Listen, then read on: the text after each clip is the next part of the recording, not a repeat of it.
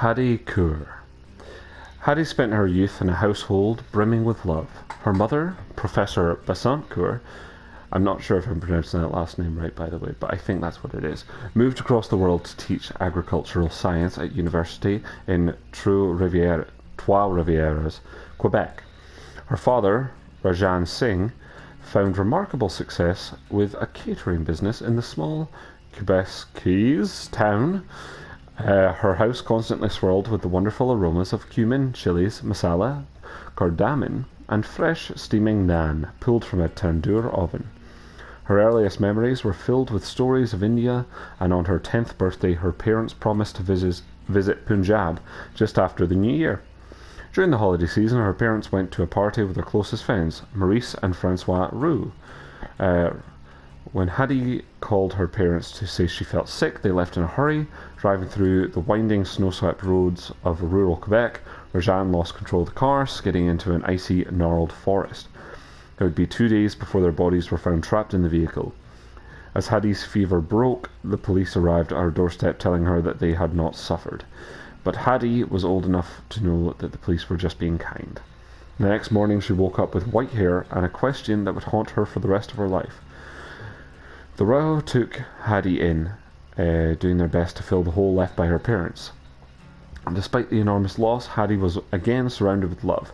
The love her adoptive parents had for their son, Jordan, and the love the three had for her.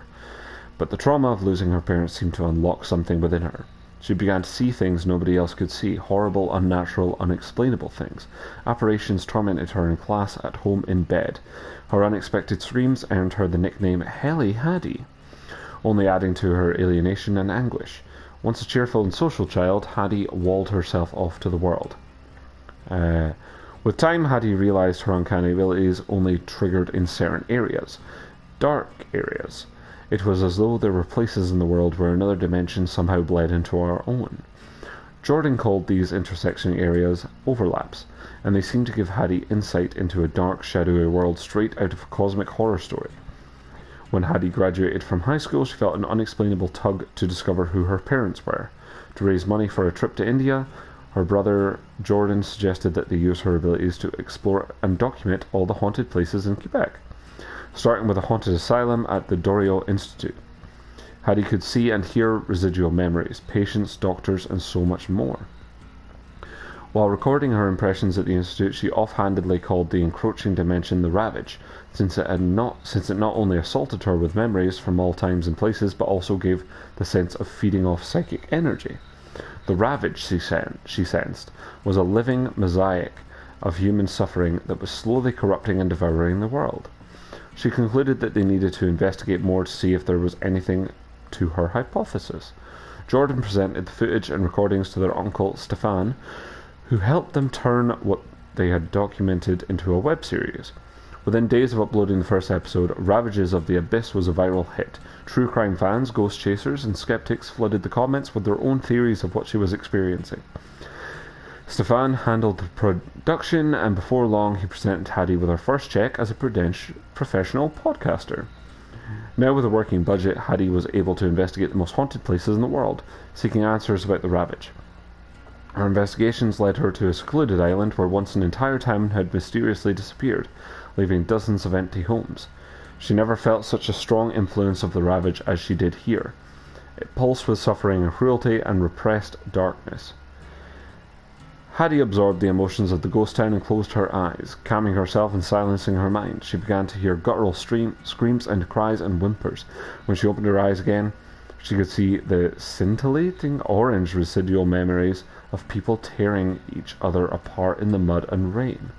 Then everything disappeared as a much older version of her stepbrother beckoned her from one of the homes. She chased after him, not only to stop suddenly with the realization that the Ravage was toying with her emotions, playing tricks on her, making her see things that couldn't possibly be real.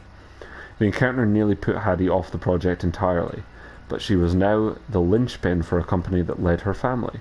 Her uncle Stefan continued to line up sites to visit, and after a personal trip backpacking across India, Haddie carried on subjecting herself to the horrors of the Ravage.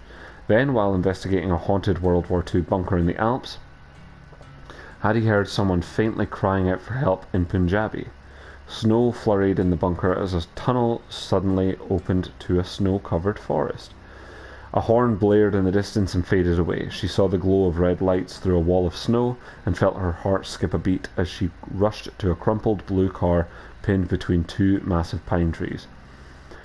Through the shattered windshield, she saw the bodies of her parents struck in pools of frozen blood. Haddie narrowed her gaze and saw tiny plumes of vapor floating from their trembling blue lips. With a profound sense of urgency, she rushed around the wreck, trying her best to push, pull, and kick her way in, all to no avail. As she cried out to them that she was sorry for being sick, that the accident was all her fault, her eyes snapped open, and in unison they answered the question that had anchored her life to their death. Yes, Betty, we suffered. With a terrible cry, Haddie fell back into the snow as icy tendrils wrapped around her and pulled her down into a world of endless darkness.